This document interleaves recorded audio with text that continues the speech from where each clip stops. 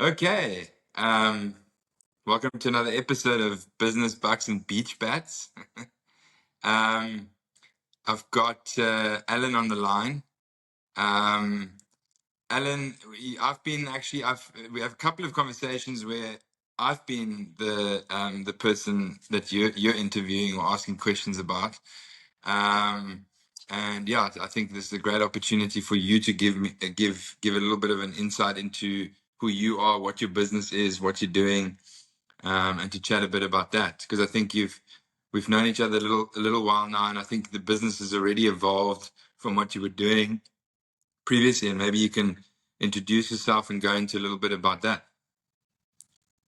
Great, yeah. Thank you for the invite. I really appreciate it. It's been a while, and now I'm here, and I'm all nervous, and I'm trying to change my background, but we're just going to shoot and enjoy. So I look forward to the conversation here. So the business DNA business, it's called, as you say, it evolved.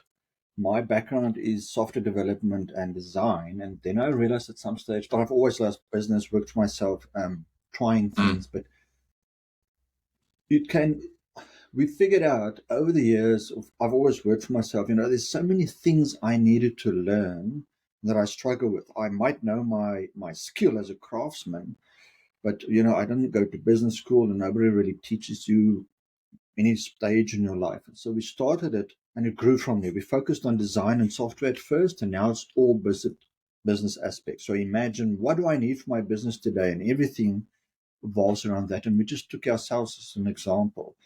So the purpose of it really is, if I, as a client, I'm the buyer, require some other business service, I go here to the platform and I can find a service provider, those professionals that can help me.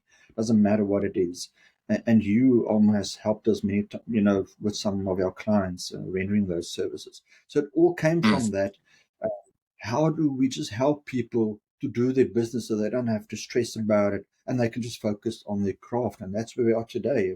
Many changes, many website updates, but I think that's part of how we found ourselves. Yeah.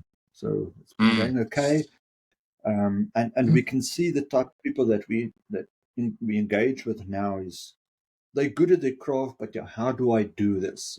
And it's not an incubator program or stuff like that.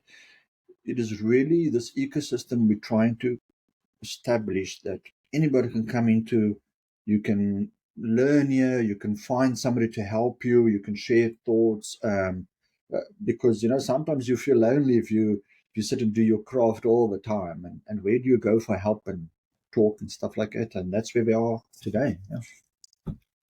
Correct me if I'm wrong, though, but it evolved out of you in your design business before that, when you were providing design services, and things such as that. Maybe you can go into a little bit more detail there if you feel you want to. But you worked with a lot of individual sort of independent contractors, and I think they were essentially independent, but they were being hired on certain projects. But essentially, they were somewhere in between being employed and having their own business. Um, I think that's where it kind of started. I mean, maybe chat a bit about your experience there, and how you found these people maybe had some of those needs, but then also how that may have evolved and what type of other businesses now use your services as DNA business. That's correct. Yeah, we started off as DNA design, where I was involved heavily in the design, and that they are focused on things like user experience and service design and product design. That was my forte. So I would get asked, to come join on a project because I was independent, and then while I'm there, I would start advising, not doing the execution work really, doing all the designs and stuff like that itself. I would get my hands dirty, but it really stemmed from advising and say, okay, this is what we're going to do, understanding what the clients try to create, a product or service. I would design the solution, and then I would start and say, okay, who can I help find in the design world specifically to help us create this? And then it evolved. I started getting questions. Do you know, we need a UX person. Can you help us with that? And I started connecting people. Because I love the business aspect. And the reason why I focus on design, number one, I know I have a design and software development background. So I understood the topic. and I knew what I was talking about.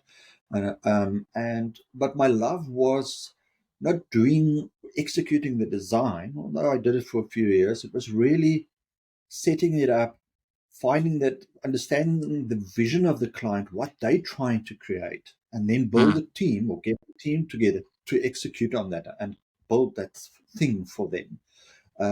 So that was very nice, and I think the beauty about that was also, and this is leading on to where we're at now, is I started reaching out to people that didn't necessarily want a job somewhere, and I said, with respect, they wanted to work for themselves, but they didn't have the know-how. So we started helping them. You need a lawyer, you need this, and this is how you set this up. This is how you sell your services. This is how you charge, and it grew from there.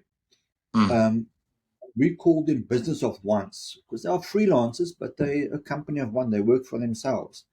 And then, as we found our way through that with lots of learnings, people started asking me, "Do you know, for example, somebody that can help me with my legal challenges and all facets of business?" And then we started there, and I realized this is a better way for us to serve people who can find that freedom, where they can be their own boss and do their own thing. mm, So we just made the choice. My business partner and I, we're going to change. It's not just going to focus on design, will be any business aspect. Um, and that's where we are at today. I will advise people sometimes will phone me and we're setting this up. Can you help us? Or listen, our pricing model doesn't work. Or I will spot things. People will charge per hour, and I will say, but it's a great idea you have here. You're going to get, 100 hours pay, but, there's a different way to charge. And it just grew from there. And then I mm. started specializing. I love this new platform economy. So I started focusing on platforms and marketplaces. So I advise clients on that. And all that really means, an example, DNA Business is a platform. The business model is totally different. The traditional business models are linear. So I produce a phone and I need to find customers and I sell the phone. That's linear. So I have stock. Mm, Platform business model, I have nothing. It's like Uber, it's like Airbnb, those things. They have nothing, but you create this platform for the buyer and the seller on the other side to meet, and there's a transaction. And that's what DNA business does for all business aspects. And that's what I love. So I advise clients mm. on those, but I still follow the design principles because it's ingrained in me, and I understand software development. So I know exactly how to do those things. And that's what I love doing, helping people set up their businesses so they can just Okay. focus on enjoy. Yeah. And have you found that I mean, are you able to, in that connection of people and essentially a network? Because I think our networks are eventually quite valuable, but to monetize those is sometimes a little bit difficult. How have you found it in terms of being able to monetize that? Does that make sense? Is it, is it practical? And because you, as the person that aren't selling anything specifically, but are connecting buyers and sellers essentially, um, how do you have you managed to pinpoint and get right the pricing model for yourself and how you earn from that? Has been a challenge. You get a marketplace, something like Amazon is also a marketplace, and they control all transactions. Mm, Airbnb, they control the transactions. With a platform, it's slightly different, and I'm speaking about DNA business specifically. You can't always control the transaction. So a big part of it is built on trust. mm, And it's business, it's a challenge. But what we've learned on in the beginning, we were very strict in who we allow and who do we share information with. We've now since opened up, and we're very transparent to try and create that trust. And we have some incentives and so on. So, we are based on trust, and we do vet people before we make them part or we start making their services available to see, do we want to work with them? Do we entrust our clients, those buyers, to them, and vice versa? We're not just going to bring, the seller, that professional, somebody that wants to buy stuff from them, if we don't know the buyer a little bit. So it's really based on that. And the way we do it, we start with a commission structure only. So we charge a commission for introductions if it's a mm, successful transaction. Then we considered subscription model where you pay for things. And we felt, I think it's unfair because not everybody can afford it, maybe. And now, because they Mm, can't afford our subscription, they lose out. So we made a promise it will be free forever to join. So the main income is still the commission, but then it started evolving. I mentioned the value pricing earlier. If we, we are good in ideas, my business partner and I. So we had a gentleman the other day. He wanted to charge by the hour for his services, and we said to him, "Hey, you should for every this is the value you bring to the client. For every transaction, you ask a small fee." So because we come up with those ideas, we include ourselves. So there's less money pressure on the seller because the seller is the person paying the commission. And mm, from that, we spot opportunities. Sometimes there's an investment opportunity. Maybe we figure out, hey, this is going to be big, or we think it's going to be big, and we invest. So it might be money, but it might also be intellectual property in other ways, or we will help them set up a platform or business for part of equity. So those are ways we address those. But the main is still the commission, and the reason is it's easiest. A lot of people, the number one business challenge everybody faces, I've learned, is I want more sales. They all want more sales. So that's what we focus on, mm, not to overcomplicate, keep it simple. mm. Okay. And in And it's terms of, nice, and how, yeah. yeah, it's just nice because we try and accommodate the buyers and the sellers. We not just say, pay us a commission. We hear how they are. If they can't maybe afford it, we figure out ways. And that's the beauty for me. I won't call it a hustle because there's a negative connotation to it, but you improvise, you figure out ways, and people come up with clever ideas, and which you can pass on to somebody else. And that's how we all help each other. Mm. And in terms of just, I mean, it depends, I guess, on the type of service. But for instance, if you connect a buyer and a seller initially, there would be a commission. But what about the sort of ongoing business that they might do with each other where you're not really connected anymore? I think that's a difficult one I found in terms of when you have a network and you open up your network. And initially, when you open up a network or introduce to someone, you might have uh, a way to participate and have some control, even though there's always trust of this specific transaction. But at the end of the day, I found, for instance, like many times when you put people together, years later, suddenly you hear about all kinds of wonderful things that they've done together, and they've Yeah. excluded you from that process sometimes, and that's been for me personally. So I don't know. I mean, maybe the business on your side isn't um, old enough yet to have some of those experiences yet. But I mean, what do you think about that? Is there? And I think that's where maybe a subscription type model can work. But yeah, I think ultimately what you're going to find is probably people, doing once you've connected them initially that they might do other things in future together where you're not necessarily involved. Mm. Yeah, as you mentioned, it hasn't happened yet, and I'm sure it will in future. What we also have implemented is, let's take an example. We say we want 10 sellers, only 10. So now we get number 11. It's just the number I pulled out. Let's say it's 100.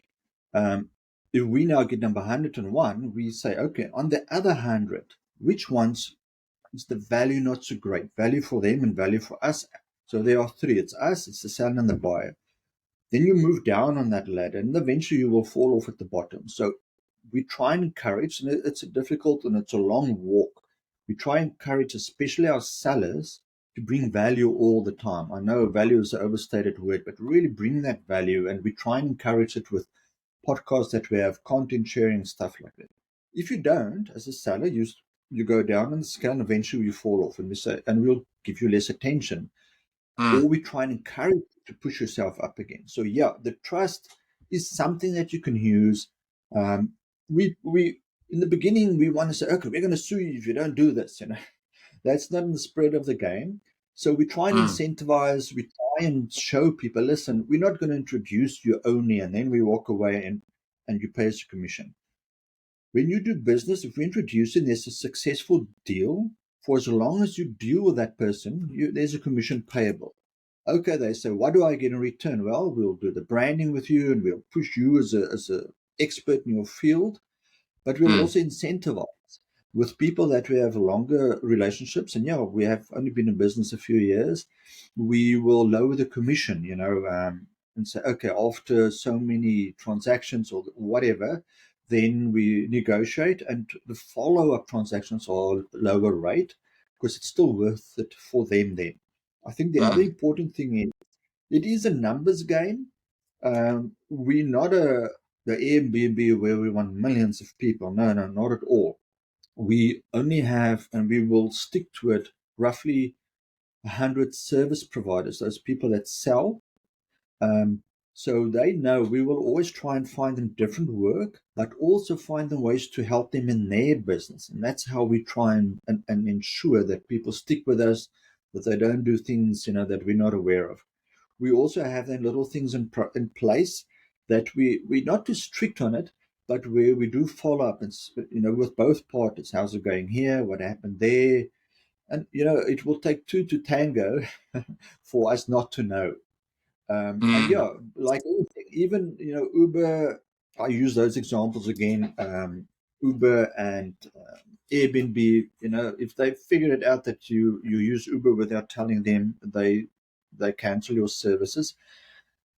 I don't want to go that way. I would rather figure out why did people do it. If it is because of the high commissions, then it's okay. Let's talk about this and Mm, bring down the commission. And then I also try and figure, okay, what other value can I bring to the party? And that's the only mm. way. You will never be able to control it fully. I think, So and that's just the nature of. what I'm hearing from you and also from experience is that you're also trying to create some kind of sort of ongoing ecosystem of involvement with the community. It's more than just a once-off putting together sellers and buyers, but it's an Mm, ongoing relationship with everyone involved, so that there's also you spot opportunities, you see more opportunities, and by that way you're also adding value to everyone else in that mm. ecosystem. So the chances of them going outside of that ecosystem are less likely because you kind of it's a continuously moving, evolving, and busy sort of ecosystem, if I'm correct. Yes, that's what we aspire to. It all takes time, but that is really where we want to get at. And what we Mm, also try and do is, if we help people in their business, we don't, as you mentioned, we don't just introduce you and we take a commission. We really figure out how does the business work. It is tough, there's a good couple of businesses, and time is also a constraint for us at the moment. We're trying to get to everybody. It doesn't always work, and sometimes we even neglect some of our partners that we have the sellers. And I know I'm mm, guilty of that. So we're learning, we're putting in processes. Listen, when last did I speak to Alma? Maybe I should just catch up with him. We're implementing those things. And what I found was it takes time. So I haven't done it with everybody, but the more you speak to people, the more transparent they are. If mm, they feel they're being used, and I only hear from Alan when he sends me his invoice for his commission, then maybe they'll do things I don't like. But if I mm, truly connect with them, when I truly say, hey, how's it going? And hey, here's a guy, maybe you just speak to them, then it becomes that two-way relationship. The second part I feel is very important. We're not just a listing, we're not a direct listing, and you can go look for legal services, you find it, and you pick one. I will introduce you. I will come to you. Let's use an example of you, a financial advisor, and I will come with ideas. And you say, yeah, I like that. Can I implement it? And we talk about it. So that's that extra little things that we want to ensure people stay with us, they're transparent, and we're transparent. If we tell people what the commissions are, we tell people everything. So when they deal then with the other side, it's so open, and mm, that creates. We found everybody's open. Then we had somebody the other day that said to us, we introduced her to a client, and she got more work outside of a line. And I just asked her, how's it going? Are you still happy with company X? And then she said, oh, yeah, they actually asked me for these things to do as well, which is outside of the original scope. So, you monitor those. mm, We've also found people are not always bad. Sometimes they just forget, or mm. their minds aren't there. So, gentle Yeah. reminders, hey, we still love you lots. So Alan, it's all about that. and in terms of maybe a few you've now said that it's your passion and something that DNA does in terms of helping people with their business and kind of um, helping them sort of structure certain things and put together certain things, moving from a sort of maybe a freelancer business of one into something maybe a little bit more. What are in summary, what are some of the things that you've identified in your line of work and in that specific area, maybe even just focusing on freelance designers that you've come across that are independent, they're freelancing, they don't work for anyone else. What is some advice that you might want to give some of those people that are listening that aren't part of the DNA community benefiting from your services? What are some things that you would say you've come across that you would like to point out? Yeah, I'm glad you asked that. And the reason is we deal with businesses and then with these freelancers. They're usually Mm, a company of one, and it's total different the way we approach it and how they see it. And I think the challenge with freelancers, in summary, they feel, I'm not worthy. I'm not a big company, so they on the back foot, and they almost make excuses for themselves. I'm sorry for asking, and I've seen that so many times. And they do work for free, and because they so, they feel people might. I'm just a freelancer. I'm not a business. So the first thing we do is think like a business, because people mm, want to do business with business people. mm, If you have the mindset, I'm just a freelancer, then they're going to sense it and they're going to walk away. As soon as you come forward, I'm a business. This is how I do things. I have these processes in place, and I'm professional. I have all these the stationery and stuff. Immediately, the one that want to buy from you, their mindset changes. So I think that's number one. Think like a business. mm. Don't think like a freelancer. Yeah, very good. And then second, especially in the creative world, and creative, I mean somebody creates solutions, is that don't give your ideas away for free. People will talk to you for hours and eventually there's no deal. So what we do is immediately we diagnose what is it that we want to solve.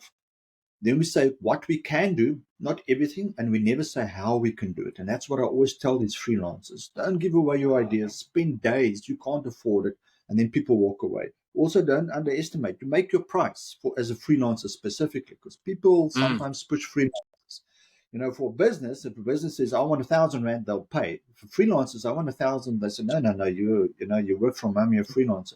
You stick with your value. Make sure you create that value and stick to it. If the client then doesn't want to do it, walk away. Rather spend that energy on another client that will pay. And the reason is if they underpay me, I'm stressed, right? Now I have to find other work too. So I give second-hand service or second best service. If I rather walk away, yes, and I'm suffering at the moment, eventually you will get the client who will pay you worthy. And that's why it's also important, almost to be part of some other ecosystem type of thing where people refer you all the time. So you don't, because sales is hard, where you don't mm, have to go knock on doors. So that would be my advice. Just find somebody, the ecosystem, and not, there are a lot of communities out there, but, what value do they give? Yeah, maybe they have a big event tonight, but when you walk away from that event, do you feel, oh, this was worth it? So find an ecosystem or something where you can relate with the people, like-minded people, stick to your prices, think like a business. Maybe those three. mm. So yeah, I think the one nugget I think was interesting. Instead of giving your ideas away or your solutions away for free, is rather identify what problems you're able to solve, but don't say how you're going to solve them. But be clear about that. These are areas that most businesses in this space want to solve, and you can definitely have the answer to solve those. And you will once they engage your services, I guess. 100%. If I may give Uh, you an example, if I go to a doctor and maybe I have a knee issue because I've used sport, the doctor will tell me you can have these pills or you can have an operation, gives you a choice, but they don't tell you how they're going to do it or if they do the mm, operation, but they still give you the choice. So I think definitely make sure we call it diagnose. Make sure you ask them questions. Why? Which yeah. enables you to really figure out, can I do it? And if not, rather walk away. Don't dig a hole for yourself because we're Mm, tempted and we need maybe the money. So we, as freelancers. often the trap is there, and then it's very difficult to come out. And speak to people that's been there. And people are welcome to talk to me. Just virtual coffee, because I've been through it. I've been a freelancer years ago, and it's difficult, but it can be beautiful. I know a lot of freelancers that things are going well. Yeah. Mm. Cool, man. And I think it's something we've talked about as well. I think you were asking me questions about it at some point in a podcast. But in terms of sort of like running a business and then sort of running your own personal finances, what has been your sort of philosophy and the way that you handle it? Because I think it's often so if you're running your own business and you said you've always done your own thing and run your own businesses, and to some degree myself as well, mostly. And it's always difficult to kind of separate, putting money into your business and time and effort and not taking care of your own sort of personal finances. What has been your approach, if any? And even if you haven't done what you think you needed to do, have you identified anything that maybe you can still start doing or should have started doing, and things that you've seen in terms of your personal finances? What's sort of like your philosophy in terms of that? I think the number one for me is split the two. Never mix your personal finances with business, even if you're the so-called business of one or freelancer. Keep it separate. I always find accountants to do the books, and draw a salary. I'm Mm, fully aware of what's going on in the finances of the business. I'm aware, but I don't do it myself. They must do it. I give them what they need. I also always say, you must pay yourself, even if it's mm, difficult. That doesn't mean you take a salary first, and maybe if you have other employees, you don't pay them or you don't pay the people that render service to you. What I am saying is, if you don't have enough money now, still take something. Otherwise, your mind just goes if you're under stress financially. So always take a salary, and rather try and do some of those services your own. I'm not talking about accounting, but maybe you're developing a website. There are so many things out there that can help you. Rather do it yourself before you hire somebody until you can afford it. So the mm, main thing is split. Don't mix personal finances and business. Have different accounts. Even if you're a sole proprietor, create another account where the business money goes. And then, what I think I would have done better was trying to save. That doesn't mean put 100 Rand a month away. I'm more thinking, where can I invest? Whatever you want to. Some people take annuities or pension funds or property, whatever works for you, what you can afford, but try and do that. Because then it becomes a monthly expense and you budget for it, right? Don't say, mm. okay, one day I will save, because we never do it. Yeah, So yeah, if you have Netflix and Spotify, have another one that says save, even if it's 100 Rand, saving, yeah, just, yes, yeah, just put it there and you budget for it, because there are difficult days. But I think that my philosophy will be, split the two, and get somebody to do your accounting for the business. Don't do it yourself. And I would mm, also, now that I'm past a couple of years, find somebody who can help you with personal finances. We're not professionals in that field, so often we try and do it alone. We shouldn't, yeah, get the specialist in. You can afford it at all now. If mm. you can't afford it, maybe make it a priority so that you can afford somebody that can help you with the finances. Don't leave that at the bottom of the list. Put it up higher, and make sure you can find the means to get somebody to do it on your behalf. Yeah, what have you found just in terms of like your relationship with money, like generally, where do you think a lot of that understanding around money, and I guess it's the same for business, but let's stick to like personal finances, because ultimately, often, I mean, apart from doing something that we maybe love outside of, hobbies and things like that, one of the reasons we actually create businesses is to create money for ourselves and then kind of Mm. do things with that money, and why I want to talk about it with people. But where do you think your sort of view on money and your relationship with money, how did that evolve over the years, and where do you think there are maybe shortcomings, um, that now that you look back, you wish you would have learned about it maybe earlier, or and where did you learn about it, when did you start thinking it to be a bit more important? Mm. Just give us a sort of a summary of sort of your relationship with money, personal relationship with money, and how that evolved. Yeah, I think, for some of us, it's a challenge. We don't respect money enough, and I'm guilty of that. And I think the first thing we need to teach ourselves is respect money. And, Okay. you know, um, Explain respect though, like when you say that, like sort of yeah, I think I tend not to have respect for money. So it doesn't matter to me. For me, it's just a okay. tool. All right, right. It's not necessarily a Yeah, bad view, but yeah. yeah, it's something. If I need a loaf of bread, I use this tool to get the bread. Mm, It's like my laptop is a tool for my business, and maybe that's the problem. You should respect it more and realize it's very hard to come by, but it's very easy to get rid of, right? So yeah, that's pretty true. respect a little bit, yeah, and that's what I find difficult over the years. I'm better at it now. I realize, look at the effort you put in just to get it. So don't Yeah, go yeah, just squander it. So that's a right. mindset thing again, I think. Yeah, I think it also depends on how you were raised or by Right. society. I think there's too much attention on money. If I ask you, Almo, how much do you earn a month? It's a forbidden question.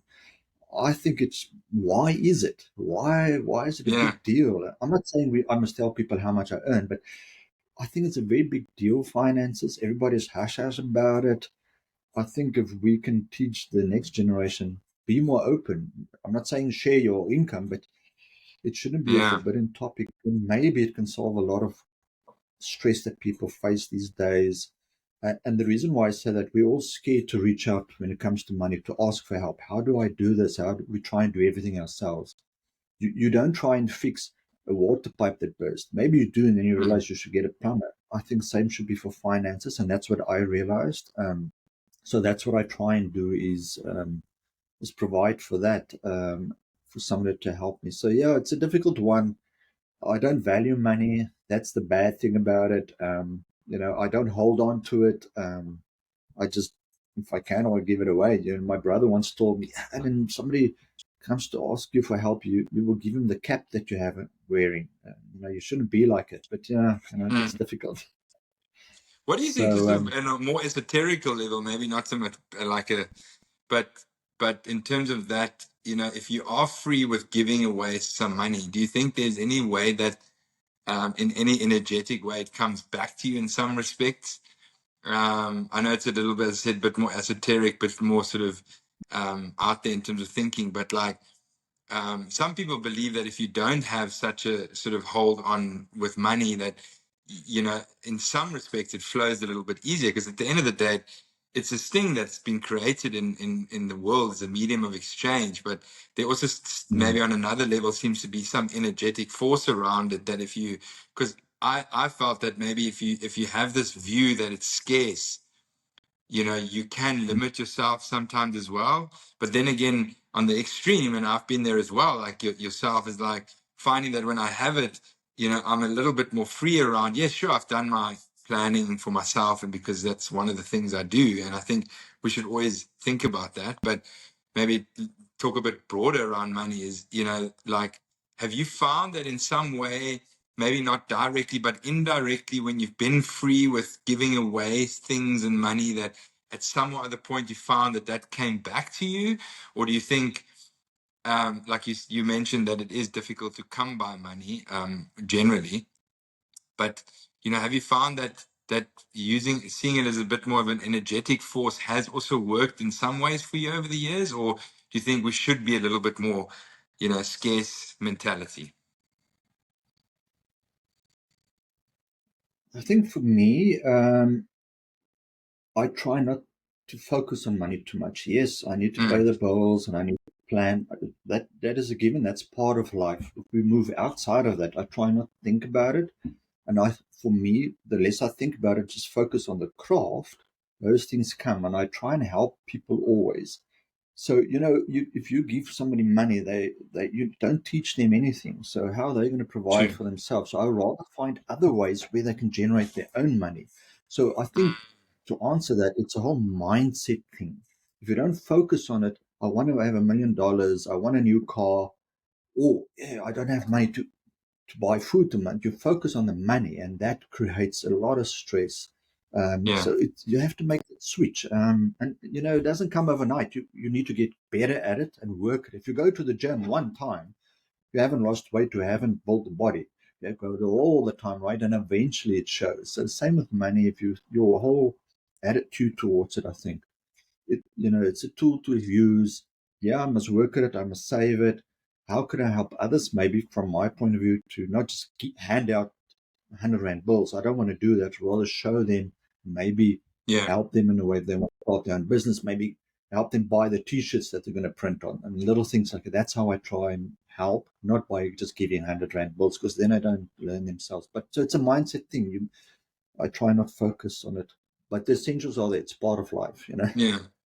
Do you feel that that having sort of built your own businesses and being responsible for your own income over the years, that you have an ability to be put anywhere in the world, and you would be able to find a way to generate money because of your experience? Yeah, I think so. With that, it's also tricky. If you need to survive, you can sell anything, right? And everybody needs to learn how to sell. Um, So yeah, and exactly. that's number one. And we should be quick at it. If you're somewhere and in a country and you don't have any money, so first you have an idea. Maybe your idea is, okay, I'm going to sell Burgos rolls. That's the idea. Then you must validate it. Or research a little bit, how much does it cost? Where do I open a little stand? And then you quickly validate and see if people are willing to pay for it. I think a lot of times we set up business, it takes forever, but we have no customers. Why I Mm, use this example is it depends on what I want. If I just want to survive, I can sell. You need to sell anything just to survive. If you want a mansion, it's a different approach. It's still the same yeah. concept, but the approach is slightly different. So yeah, I think it's easier to make a quick buck to eat than it is to set up a business. Because it's a lot more going. There are more expenses and etc. etc. And you have responsibility to those people making use of your product or services. But if you scale down, I need to survive in this foreign country, you can make a plan and you can spot gaps. Don't always try and invent new things. See what's there, Mm, what's working already, and maybe take that and change it a little bit and put extra onions with a Buddha's roll. You're not the first one selling it, but okay, how can it be different? And just use the same mm, concepts, and that's how you can survive for now. And then you grow from there.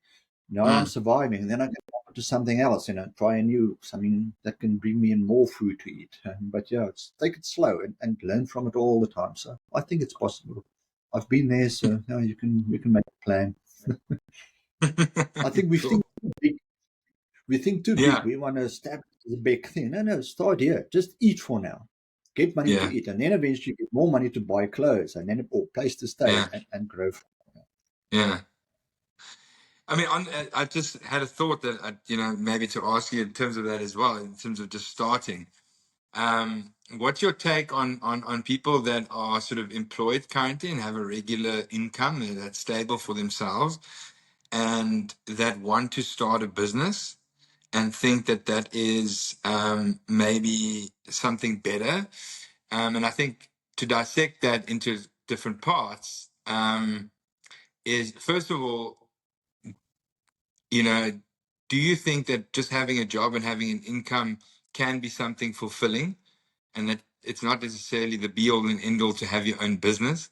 Second of all, maybe to talk a bit about, like, moving from or having a bit of a side hustle that you create, that gives you a little bit of extra income, whether that is just something that you have side by side with your job, or versus like maybe scaling that to a point where you start your own business. What would be your experience? I mean, you maybe haven't had a job before, and moved over to business, but generally, what's your take on that, like job versus Mm. business?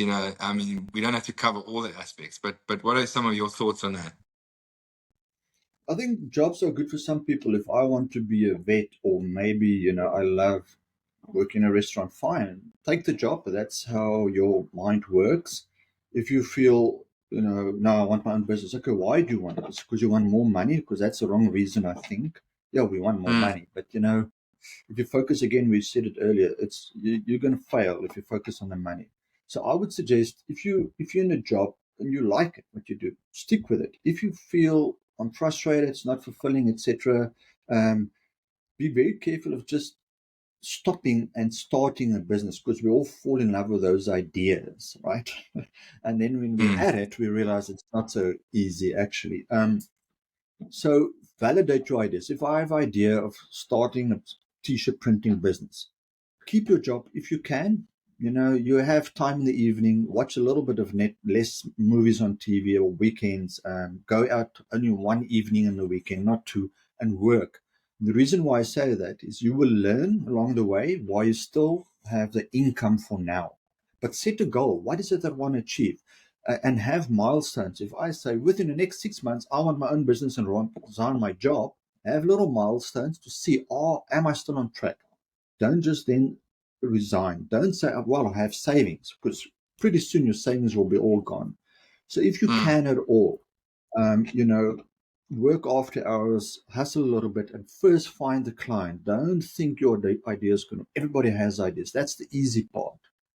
The more difficult part is that sale, having paying customers, not people that say, I love it, I will buy from you. That doesn't help. Paying customers. And then eventually grow because you learn a lot. There's so much to learn in a business. If you just resign, you've never done this before. It's not just about selling, getting in money. There's so many things. So try and learn. If the opportunity is, stick with your job and then slowly maybe move over if you can. And a lot of people, we all have a lot of excuses why not to. But I'd also say just take the jump. Start a side hustle. Do people want to buy what I have? No, not really. Okay, so why are you doing it? Luckily, you still have your job. Yes, they are. And now I'm growing. And then you try and scale and reach out to people that can help. So, yeah, I think it's a clever way. Don't think you can just go find funding. That's the magic word. It doesn't really work like that always. mm. Start a side hustle, as you mentioned. Learn from it. Learn the ropes of business. Learn how to sell while you have the income, and also don't burn those bridges. If you're just going to resign, you never know if you have to go back there, because the business Yeah. didn't work. I will encourage that, to start slowly, figure out, is it solving a problem for somebody? Are they willing to pay for it before I just resign my job? Because the idea is, it's beautiful. It's just, but how do you know if it's going to work? Getting Yeah, money. even for myself, having been in business and tried different businesses, and most of them not necessarily successful, but is I've never really had that choice. I think it'll be interesting. I can't even advise someone really, that has a stable income job, because I've never really had that choice, and to move over from that into some kind of business, it's been.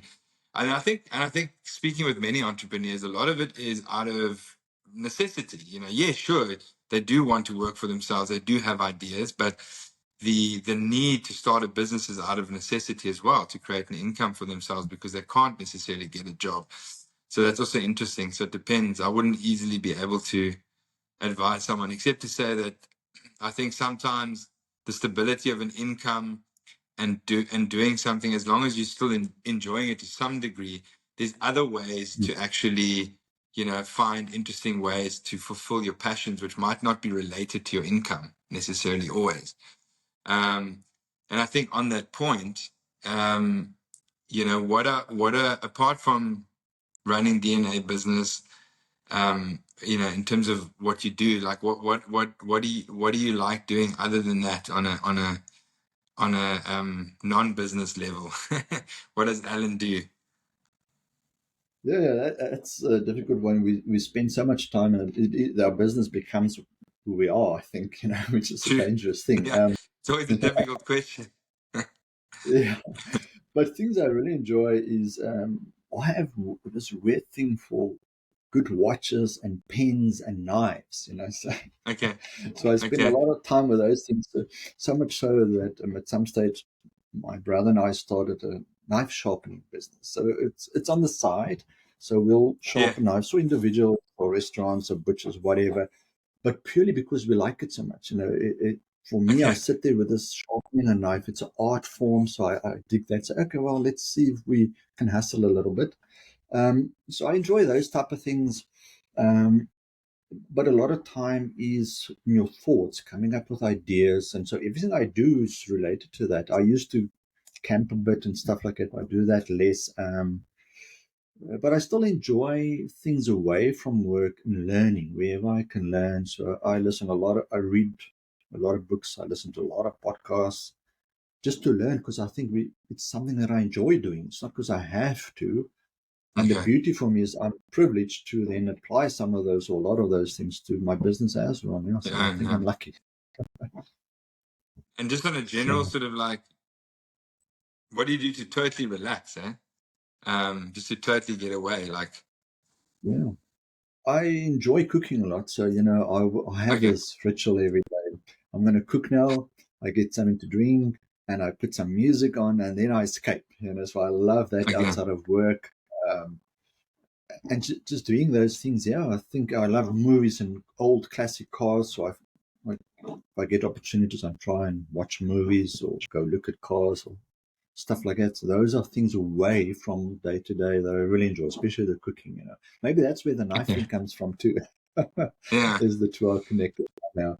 So Do you yeah, find but do you find that if you yeah, sorry, yeah, no, I'm just saying, I enjoy cooking, but I will never open a restaurant. Though I always say you mustn't always do what you love doing. I mean, let's say you love yeah, walking on the beach. Do you now become a yeah. lifeguard? No, no, no. So Which is actually something I wanted to say. Do you think as like, because I find that, I mean, if you do find something that you enjoy doing, like the knives and sharpening, you do tend to consider it as a business. At least you might not go there, but you at least always consider, could this be an income generating yeah, opportunity, right? it is. Yeah, and you're so right. That comes back to the mindset. If our mindset is okay, how can I hustle here, or how can I make this work for me? That's just how you are, and don't try and get rid of it. I mean, that's how you are. Be true to yourself. But yeah, we Mm, tend to do that. And again, it comes back. I love the idea of making money out of sharpening knives, but hey, dude, do people actually want that? So you yeah, it's have to. like I, I think Yeah, you coined an interesting term, validate your idea, you know? mm, There's ways to do that. yeah, How do yeah. I you, mean, just on that point, maybe you can actually, what are some of the steps that are very practical in terms of, for instance, if you have a hobby like knife sharpening and you're considering making it a business, how are some of the ways that yeah. you validate that? I think what having a design background, what I always did when I, the design stuff and design advisory is that user centered or human centered approach. We all come up from within, so it's that inside out. Okay, I like this idea. I'm going to make a phone, and people are going to love the phone I make. That's inside out. So if you think outside in, human centered from the other side. What do they need? Do they need a phone? How? What they're going to do with it? What do they do now instead of the phone? So that's how I try and validate. If I some with the knives example, I think, oh, people want their knife sharpened, and I go out and talk to them. That's what I do. So here's the idea: go research who's doing it, what can I charge, how big is the market, maybe how much can I charge them, what do I need to be able to sharpen knives? It's delivery involved, collections, all these things. When you give the person a knife back, they're going to cut themselves. So you better put it in the sleeve. So do a bit of research. You can do a business in 48 hours. You can do it over a weekend. By the end of that Okay. weekend, you quickly have the idea. You research it a little bit, some of the things I mentioned, and then you must validate. You go out in the street or you WhatsApp a friend and say, I'm sharpening knives. I charge 100 Rand a blade. Is that something you will use? And they say, yeah, sure. So, okay, when can I make your first appointment? And if people start paying you, there it is. You validated it. Now you set it. You Okay. don't need a website now. You don't need all those things. You need a bank account so they can pay you, and you Yeah. need to say people are willing to do it, and that's it. In a weekend, do a business. If it doesn't work by the end of the weekend, you stop. You move on to the next one. Makes me think of the show me the money, eh? At the end of the day, that money talks, right? So if there's Yeah. if somebody's willing to pay for something and they actually pay you, I think that is a good validation. It's a very Mm, good validation and a way to measure whether you've got something that might work. If somebody's actually willing to part with their money for it. exactly. Because it's the same for us. Somebody comes to us, we hold on to what we have. So yeah, it applies to everyone. So think from their side. you as Alma hold on to your money before you just spend, buy this chocolate. Is it worth it? So they think the same. So we must figure out, how do we get them and convince them they need that chocolate. you Mm. know, Yeah. yeah. Alan, is But there anything else don't that bullshit you've people. thought? Say again? Sorry, yeah, I think, but don't bullshit people. That's not the Yeah. way to do it. You must, keep be honest still. Yeah. Is there anything else that you thought of or wanted to say or um, wanted to maybe discuss still on this episode? Yeah, I think, I think the thing is, if it's about money, um, you try things. If you Yeah. don't try, think how you get on a bicycle and just see if you can ride it. You fall off and you try again and you say, okay, well, maybe mustn't make a sharp turn next time. So if you're Mm, really into having a business, want to do your own thing, try it. mm, But yeah, maybe depends on the risk tolerance. Try and keep a safety net if you want to, but just try it. If it doesn't work, move on. If you try it 1,000 times, you only have to be right once. So if I always use the example, I read it from Mark Cuban. He's very much involved in basketball. So he says the yeah. shooter shoots 100 times and once he gets it, and that's all he needs to win the game. So same with us. If you're really into it, you want to do a Mm. business and um, try it. Just take a jump and see how it goes. Yeah, what's the cliche saying? You miss 100% of the shots you don't take, eh? Yeah, that's so true. That's a good one. Yeah. Yeah. Also, if I was discussing this yesterday with someone, in fact, is also I think you've got to keep putting in effort, you know. I think Mhm. effort counts for a lot, you know, because luck isn't going to come if you haven't put in some kind of effort into a situation. You know, if you just sit there, um, not doing anything, it's going to paralyze you, I think, even more. And you're not going to have those opportunities come to you. I think putting in some effort, and I think you mentioned as well, not always worrying about the result or making money is one of those end results. Like, don't focus on that. Focus on the craft and focus on the effort, and then hopefully the rest will also kind of fall into place. And Mhm. you also have a little bit of luck with putting in some of that effort and practicing your craft. And you said it. Nothing is going to come your way. You are so right. You have to go get it. I ask Mm, myself very often, do I still like what I do? mm, Does it still give me purpose? And then I try and adjust. We're all human. We all make mistakes, but I remind myself, do I still like it? Does it still make me feel good? And then the other one is, yeah, you mentioned it. Nothing's going to come your way. And then often we complain, it's not working the way we thought. And I tell myself, just work effing harder, stop yeah. complaining. And that's it, Mm. yeah. So I fully agree with you. Yeah, what We complain that too soon. I always think of that one thing is like here's a book that's going to give you all the information you need to become to make money and to be wealthy, and it's really just one Mm. page and it says work, you know. Yeah, that's so true. Hey, that's a good one. I'm going to put it up here somewhere. Yeah, Goodness, I might tear it up a couple of times. yeah. Alan, thanks for your time, and just good to hear No, some of the information and to hear a bit about your business. When we put up the episode, we'll put some links to your website as well so that people can go check it out.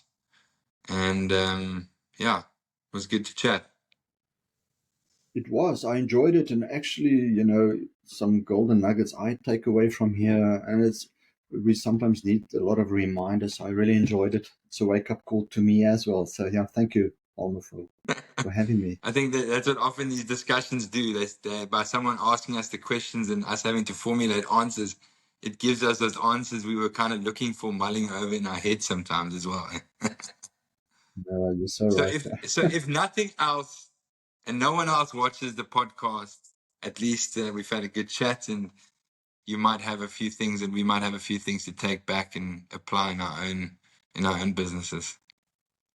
It's so true. These conversations are so important. You can't sit on your own and think, as you said, it's not going to come your way. Yeah. Yeah, so I really appreciated it, and I will listen to it and say, oh yeah, I forget. Almu taught me that, so I will listen to it again. Nice one, man. That's why I think, Good, yeah, again, great. I think that if no one else listens to these podcasts, I mean, or the couple of people that do, I think they'll always have something that they get from it. If nothing else, we got something out of it by having a No, chat. most certainly. Cool, man. Have a good day. Definitely. Eh? Yes. Chat You two soon. have a good one. Enjoy. Cool, man. Okay. Bye bye. Ciao, ciao.